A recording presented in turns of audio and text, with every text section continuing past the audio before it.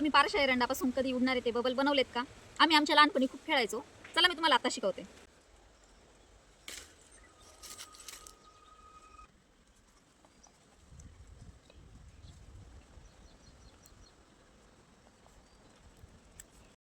करवंदाच्या पानापासून बनवलेला द्रोण तयार आहे आता. हे पारशा एरंडाचं झाड आहे. याचा चीक आता काढायचा, त्याच्यात थोडं पाणी मिक्स करायचं आणि मग त्या लिंबाच्या काडीने ते उडवायचं.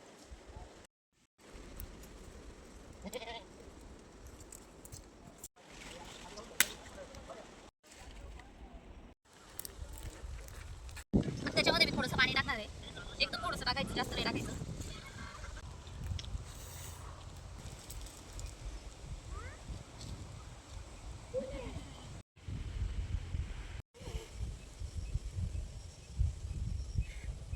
तुम्ही तुमच्या लहानपणी कोणते कोणते खेळ खेळलेत आणि त्याच्या बाबतीत तुमच्या कोणत्या आठवणी आहेत त्या मला कमेंट करून नक्की सांगा. धन्यवाद.